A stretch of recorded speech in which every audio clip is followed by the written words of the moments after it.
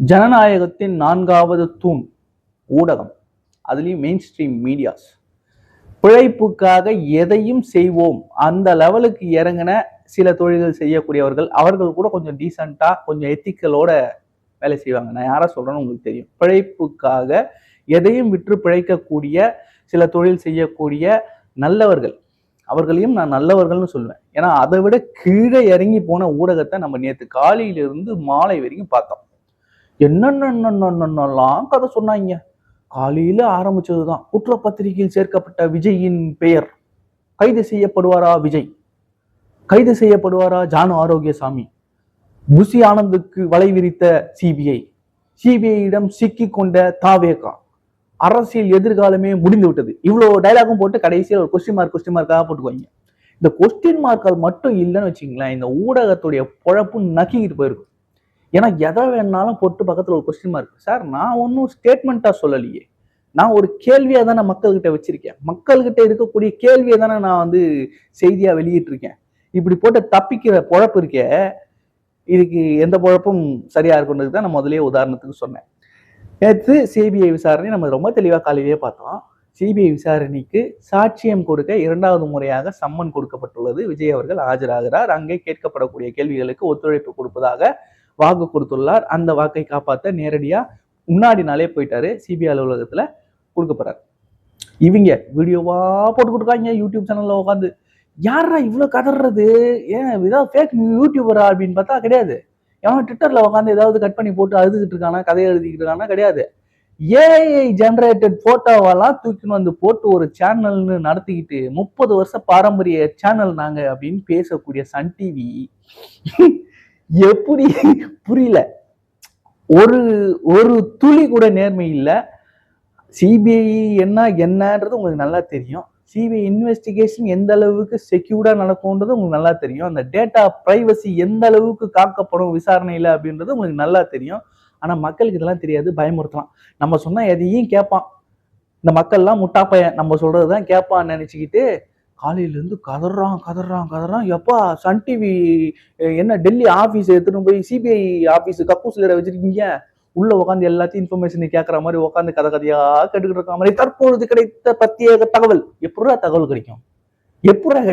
கோர்ட்லயாவது விசாரணை நடக்கும்போது அங்க யாராவது வக்கீலோ இல்ல ஏதாவது இதுவோ ட்ரையல் நடக்கும்போது வெளியே இன்ஃபர்மேஷன்ஸ் வர்றது ஓரளவுக்கு புரிஞ்சுக்கலாம். ஒரு ஓப்பன் கோர்ட்ல பல பப்ளிக் இருக்கிற இடத்துல நடக்கக்கூடிய ஒரு விஷயம்.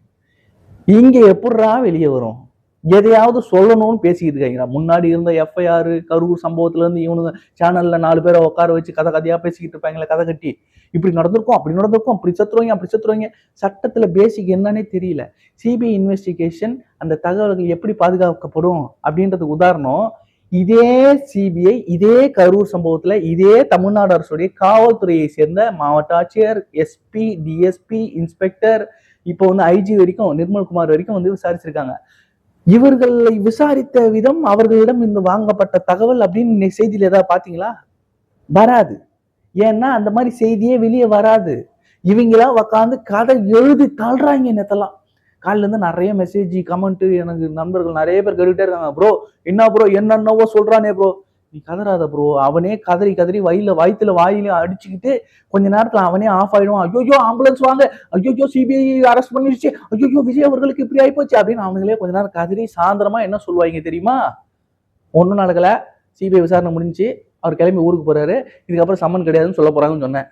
அதே ஏற்ற மாதிரி தான் சாயந்தரம் ஆச்சு. ஆனா அது வரைக்கும் எல்லா ஊடகமும் சேர்ந்து சூப்பரா பண்ணிக்கலாம். எங்களுக்கு செம்ம என்டர்டைன்மெண்ட். அப்படியே பக்கத்துல இருக்கிறவங்க எல்லாம் கேக்குறாங்க, என்ன ப்ரோ இப்படி ஆயிருமோ அப்படி ஆயிருமோ. ஒன்னாகாது, சாயந்தரம் புஷ்பானமா போகுது பாருங்க. புஷ்பானமா போயிடுச்சு. கேட்டா குற்றப்பத்திரிகையில பேர் வரட்டும்டா. என்னடா பிரச்சனை? குற்றப்பத்திரிகையில பேர் வர்றதுன்னா என்னடா? இங்க ஒருத்தர் குற்றவாளின்னு சொல்லி தீர்ப்பு கொடுத்து தீர்ப்பு செல்லும், அவருக்கு தண்டனை மட்டும் நிறுத்தி வைக்கிறேன்றாங்க நம்ம மினிஸ்டர் பொன்முடி. அவரு வருமானத்தை அதிகமாக சொத்து செத்தது. இந்த வழக்குல அவருக்கு கொடுக்கப்பட்ட தீர்ப்பு செல்லும்.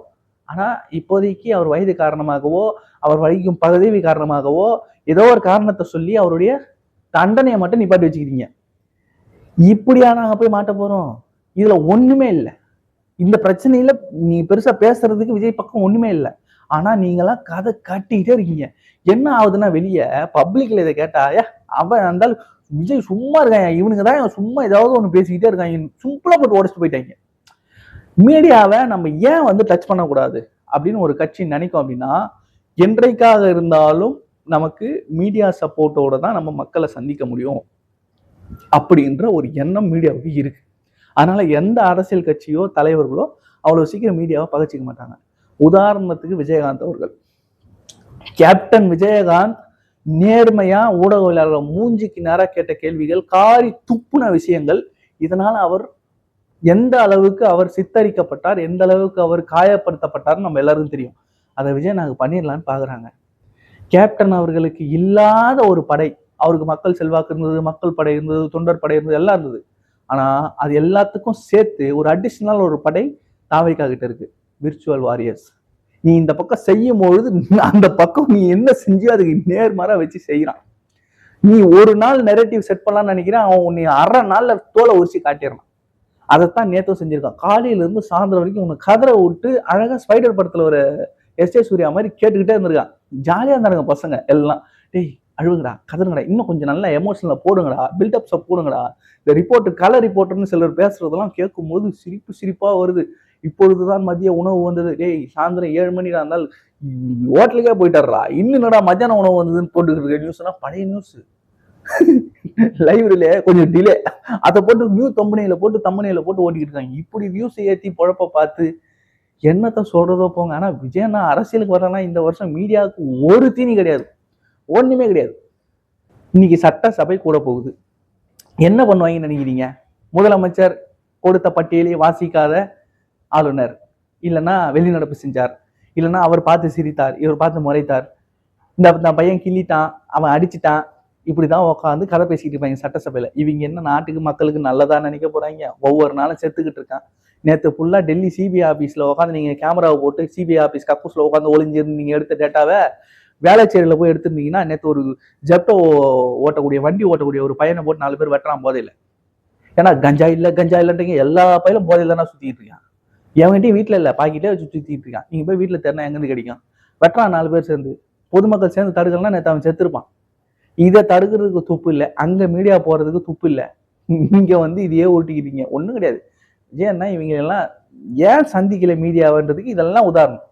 என்ன நடக்கும்ன்றது உதாரணம். நேற்று நல்ல வேலை டெல்லி சிபிஐ ஆபீஸ்ல இருந்து வெளியே வந்து சிடிஐ நிர்மல்குமார் அவர் பேட்டி கொடுத்தாரு.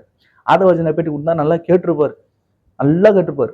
நான் சொல்றேன், போன வாட்டியே வந்து அந்த அமைச்சருக்கு அறிவு இருக்குதான்னு கேட்டாரு, இந்த வாட்டி மீடியாவுக்கு என்ன இருக்குதுன்னு எப்படி கேட்டிருப்பாருன்னு எனக்கு தெரியல.